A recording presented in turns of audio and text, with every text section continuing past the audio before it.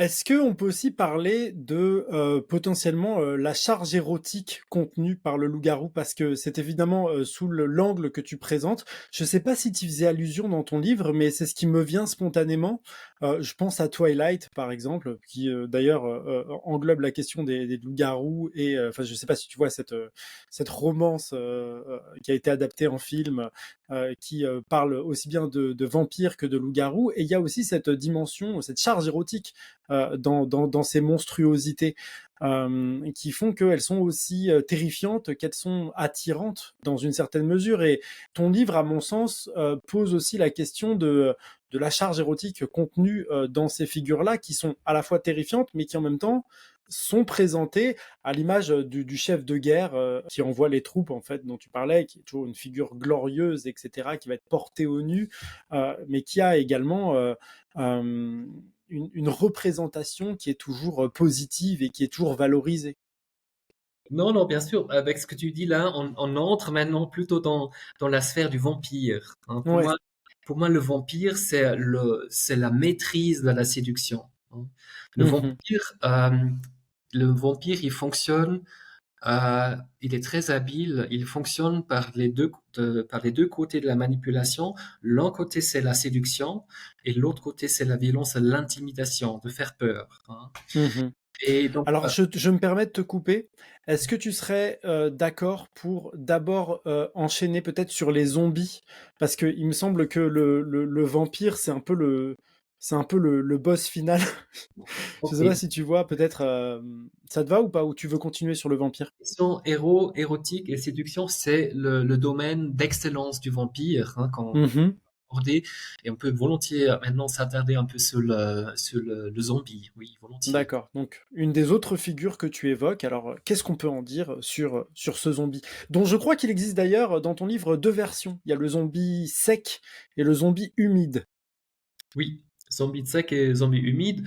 Le zombie, c'est la figure archétypale qui, en quelque sorte, a perdu son humanité. Le zombie, c'est un corps humain qui bouge encore, mais qui est dans l'humanité, donc tout ce qui était individuel a disparu, hein. Le zombie, c'est le côté désimmunalisé du corps humain ou d'une entité qui est encore là, mais qui n'a pas d'âme, hein, qui n'a pas d'âme humaine, et qui va juste continuer à vivre dans une foi dans une mission un peu de destruction, en quelque sorte.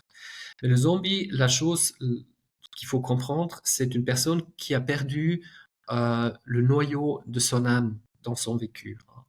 Et pour moi, il y a deux sortes de zombies, en effet, comme tu as mentionné. C'est d'un côté le zombie humide, hein.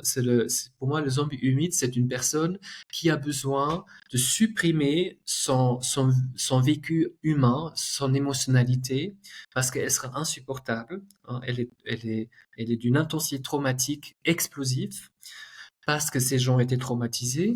Et pour contenir ce noyau de déchirure traumatique, ces gens-là ont besoin de mettre constamment des substances psychoactives sur leur psychisme pour que ça reste gérable, hein, en quelque sorte. Mhm. Donc pour Mhm. moi, le zombie mouillé ou humide, comme je l'appelle, ce sont les personnes qui ont une addiction aux substances ou une addiction Mhm. à des comportements hautement, voilà, compulsifs, mais principalement les substances qui sont nécessaires pour contenir le noyau explosif qui est dû à une surcharge traumatique. C'est ça le noyau. Mhm. Ce qui consiste toujours à cette espèce de dissociation. Nous faisons, enfin, voilà, la personne apparemment normale va regarder de loin cette tendance à l'addiction parce qu'elle s'en dissocie et par extension de sa partie émotionnelle qui pourrait entrer en empathie avec cette dimension-là. Il y avait ce premier aspect, et puis il y avait aussi cet aspect, puisqu'on arrive peut-être sur la question de l'addiction, quelque chose que tu dis de très intéressant à propos des personnes qui développent des dépendances aux opiacés. Mais peut-être que tu veux développer la question du zombie humide, ou alors on peut faire une parenthèse là-dessus. Qu'est-ce que je peux encore dire sur le zombie humide? Tu as évoqué la question comment on explique communément les addictions en disant ah oui, les gens ont touché des substances, ils auraient dû laisser ça, et c'est à cause de leur contact un peu exagéré avec une substance chimique, maintenant il y a une dépendance physiologique et c'est établi. Ça explique tout, hein, et devrait. Et c'est bien fait pour elle. Et en quelque sorte, ils vivent un peu dans une problématique qu'ils ont bien méritée, en quelque sorte. Mmh. J'entends ça souvent, il y a beaucoup de stigmatisation vis-à-vis de ces personnes. Moi, j'ai plutôt envie de dire, quand on comprend les parcours de vie de ces personnes-là, moi, je me dis, ils ont trouvé la meilleure solution disponible pour fonctionner quand même au mieux possible, malgré leurs difficultés. Donc, en quelque sorte, pour moi, la prise de substance, en quelque sorte, est une stratégie adaptative qui permet quand même de maintenir un minimum de fonctionnement dans une société qui souvent est en train de rejeter complètement l'évidence du trauma chez ces personnes.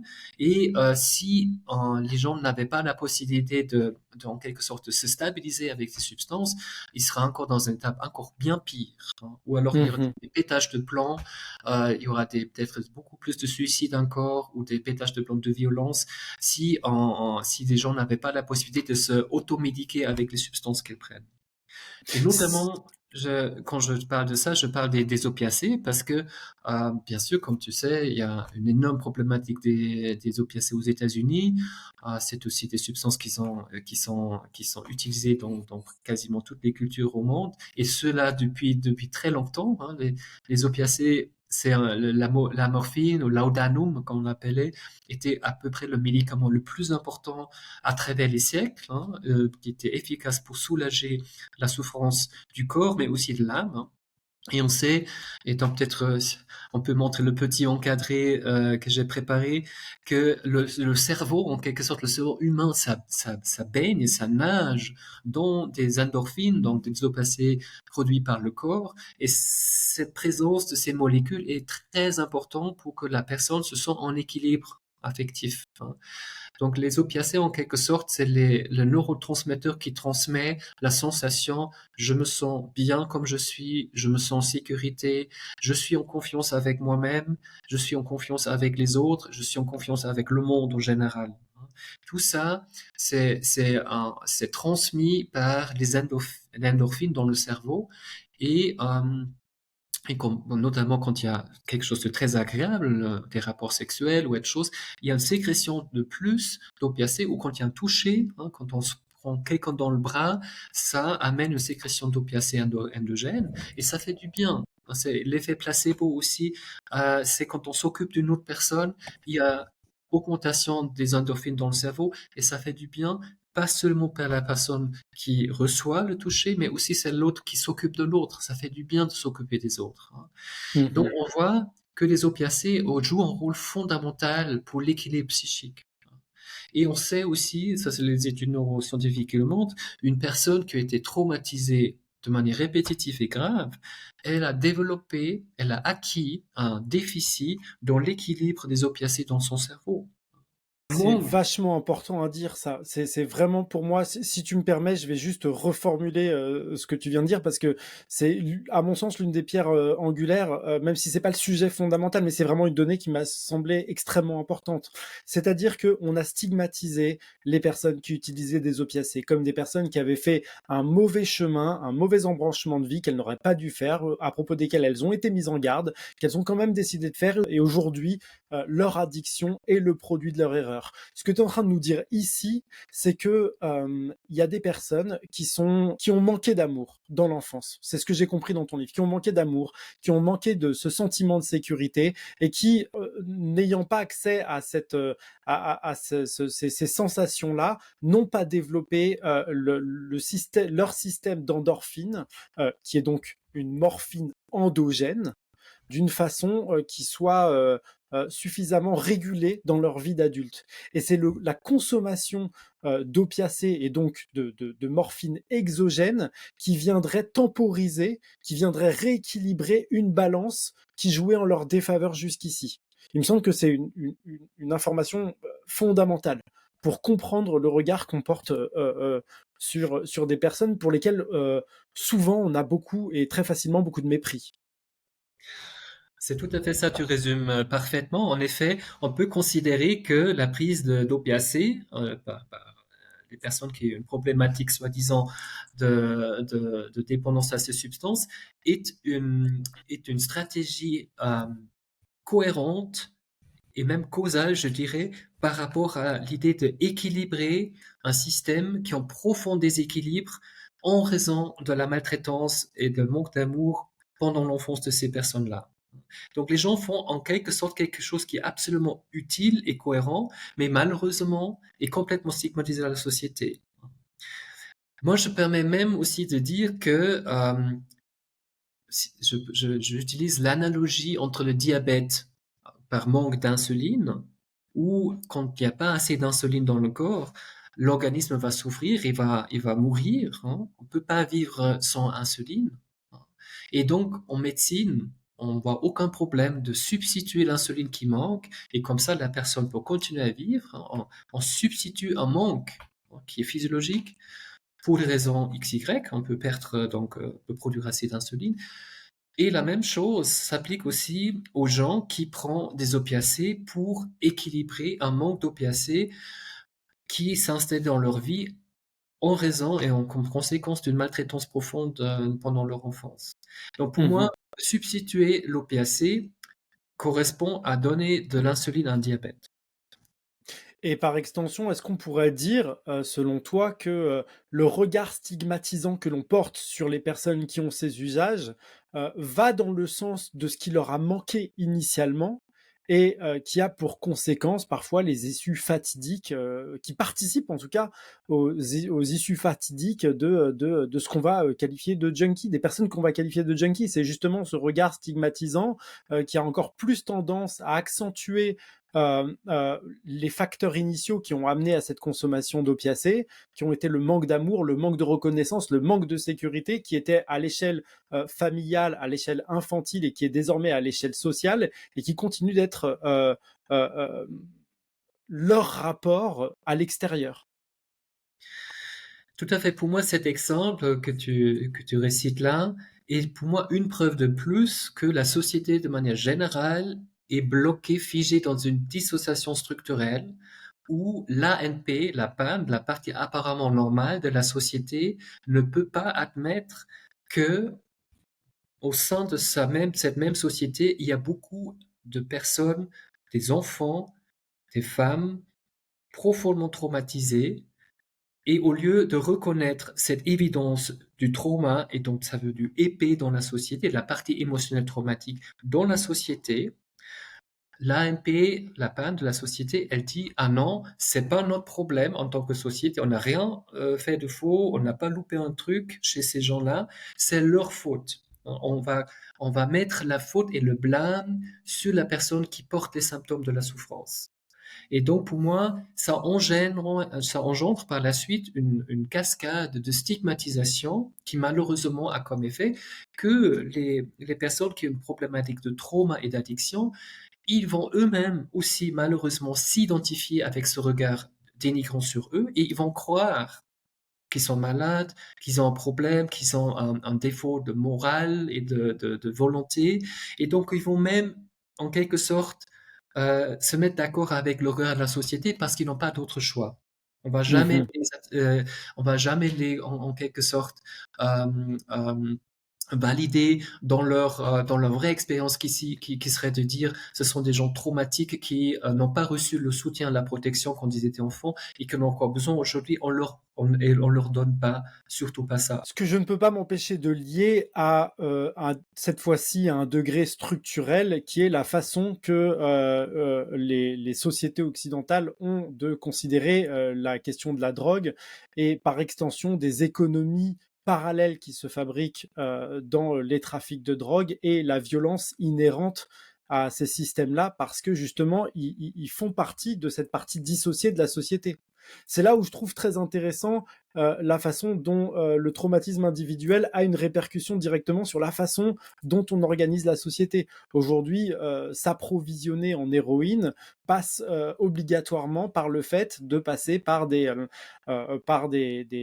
économies parallèles qui ne sont pas encadrées, qui incluent de facto un certain nombre de risques, parmi lesquels accéder à une substance frelatée, y accéder par le biais de la violence, souvent, puisque on connaît tous les problèmes de cartel, etc. Et que, voilà, encore une fois, ce qui est valable à l'échelle individuelle finit par avoir une répercussion à l'échelle sociale.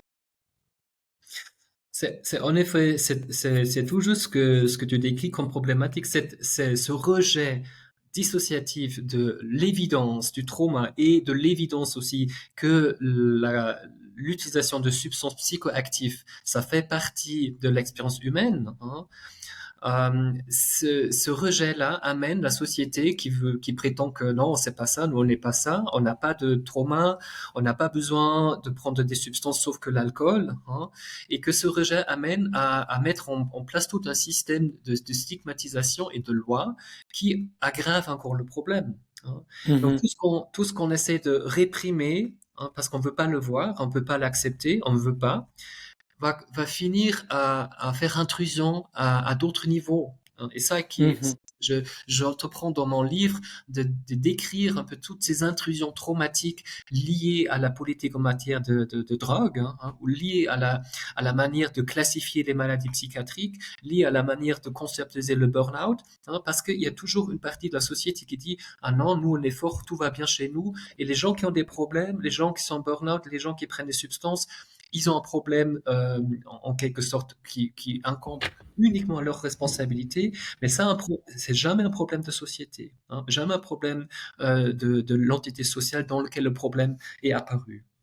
Est-ce que tu as une compréhension, je ne crois pas que ça a été abordé dans ton livre, mais est-ce que tu as une compréhension de la raison pour laquelle certaines substances, telles que l'alcool, par exemple, puisque tu viens de le citer, sont parfaitement intégrées dans la société, elles agissent comme un espèce de lubrificateur, de lubrifiant social, qui fait que si on est la personne qui ne consomme pas dans une soirée, c'est souvent cette personne-là qui va être un peu stigmatisée. Là, paradoxalement, c'est celle qui ne consomme pas.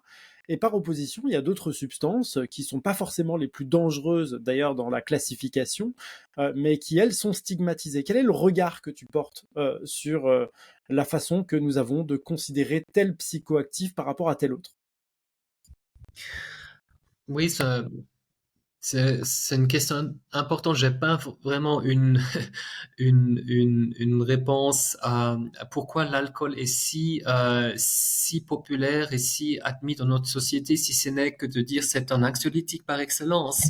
C'est très efficace pour réduire l'anxiété à court terme et pour fonctionner dans notre société avec toute une charge d'absurdité auquel on doit se confronter. Peut-être c'est l'alcool qui est le remède à court terme qui marche le mieux. Et puisque le système veut ne pas se questionner, on dit aux gens prenez de l'alcool, vous prenez des antidépresseurs ou d'autres stabilisateurs de l'humeur pour continuer à fonctionner, hein. Donc ça, c'est l'utilisation aussi de beaucoup de médicaments en psychiatrie. Ça sert à garder le fonctionnement, hein. Mais ça ne sert pas à élargir la compréhension de qui nous sommes ou alors de amener peut-être une guérison par rapport à une surcharge traumatique, hein. Et donc, je pense que ça reste toujours de ce que j'essaie vraiment de dire, notre manière de commenter l'utilisation de substances, de faire les lois, ça vraiment, ça renforce la dissociation structurelle de notre société. Pour Mhm. moi, en tant qu'addictologue que je suis, il n'y a pas de plus absurde que cette notion de criminalisation de la prise de substances parce que ça, en quelque sorte, on peut comprendre, on veut protéger peut-être la population, mais en même temps, les drogues sont là de toute manière et les personnes qui bénéficient le plus de toutes ces lois, c'est le crime organisé, hein. Donc, avec le maintien ce regard sur l'utilisation des substances illicites, et je parle de toutes les substances psychoactives, je ne ferai pas de différence. On donne en quelque sorte, on permet le business, le modèle de business du crime organisé, et on voit les dégâts que ça fait au niveau mondial. Combien de pays sont déstabilisés jusqu'au noyau par l'industrie des drogues? Ok. Oui, ça me paraît effectivement complètement pertinent et ça l'est d'autant plus que c'est un sujet qui vient de revenir un petit peu sur la table en France. Donc j'espère que ce genre de commentaire pourra apporter un peu de grain à moudre à ce sujet-là. Je pense ici du coup on a brossé un petit peu le portrait du zombie humide. Est-ce que par opposition tu pourrais développer un petit peu le concept, l'archétype du zombie sec que tu évoques également dans ce bouquin? Oui, donc le zombie sex, c'est aussi le même fonctionnement, la même solution que cette personne a trouvé que le zombie mouillé, à savoir on supprime l'émotionnalité qui n'est pas gérable. Et le zombie mouillé, il le fait en prenant des substances, des drogues ou des médicaments. Et le zombie sec, il n'a pas besoin d'une substance chimique pour faire ça. Il va se découper par la dissociation en quelque sorte de ses émotions. Ce sont des gens qui, en quelque sorte, ont réussi à mettre loin dans leur vécu au quotidien toute émotionnalité. Et qui Mmh. fonctionnent très bien souvent parce qu'ils n'ont pas d'émotion. Ils fonctionnent très bien dans la vie professionnelle surtout, parfois aussi dans les relations. Mais quand on observe un peu de manière plus proche, quand on les interroge sur ce vécu, il n'y a pas grand-chose. Et donc ça, c'est une manière, à mon avis, c'est une manière de se protéger aussi de quelque chose qui n'est pas gérable. Ils pensent qu'ils n'ont pas les compétences pour gérer des émotions authentiques et fortes, et donc ils ont appris à couper ce lien entre le psychisme en quelque sorte cognitif, hein, et le psychisme émotionnel. Est-ce que ce sont un peu les 2 faces d'une même pièce? Heu, que sont, les zombies secs, justement, qui vont complètement se couper de l'émotion, alors que, le zombie humide, lui, va, quelque part, noyer son rapport à l'émotion, justement par la consommation de substances? Oui, ils sont proches. Dans la Mmh mh. phénoménologie, ils sont assez proches. Juste par le moyen de l'obtenir, ils utilisent d'autres stratégies et je sais pas au final que fait la différence, hein. Peut-être quand même aussi formaté à travers les expériences de la jeunesse, qu'une personne va découvrir des substances et l'autre va plutôt découvrir à exceller dans le sport, par exemple, ou exceller dans les performances cognitives, hein. Donc souvent, les zombies secs, ce sont des gens qui sont des grands experts en quelque chose, hein. Ce sont des grands sportifs, ce sont des grands intellectuels, c'est des gens qui programment des algorithmes très intéressants, très puissants, mais qui sont vraiment dans la tête tout le temps et qui sont découpés et qui ont beaucoup de succès avec ça. On va les applaudir, hein.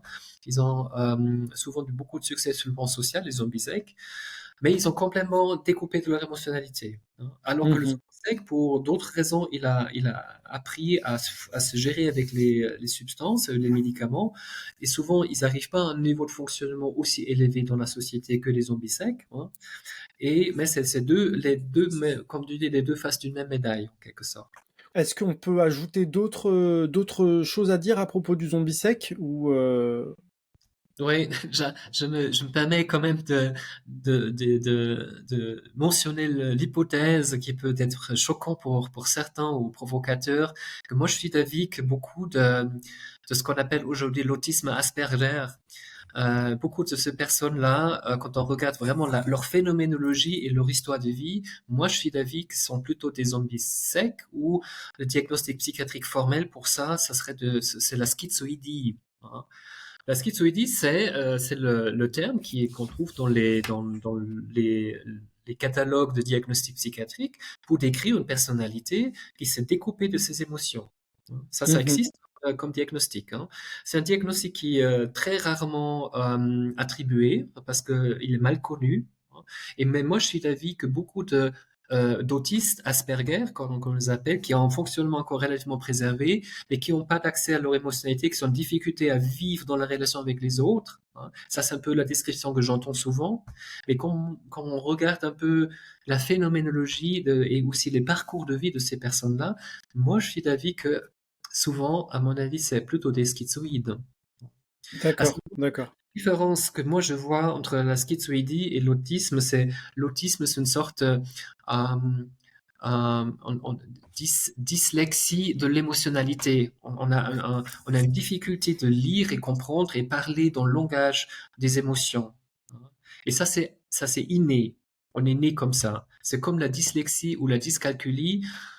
Certaines personnes l'ont, ils sont nés avec, et voilà, on peut faire des exercices pour mieux vivre avec, mais globalement, c'est une particularité neurologique de ces personnes à la naissance, hein. Mmh mh. Alors que la schizoïdie, et ça c'est la grande différence sur laquelle j'insiste, c'est un fonctionnement qui est appris, hein, pour en quelque sorte survivre avec une émotionnalité qu'on ne sait pas gérer.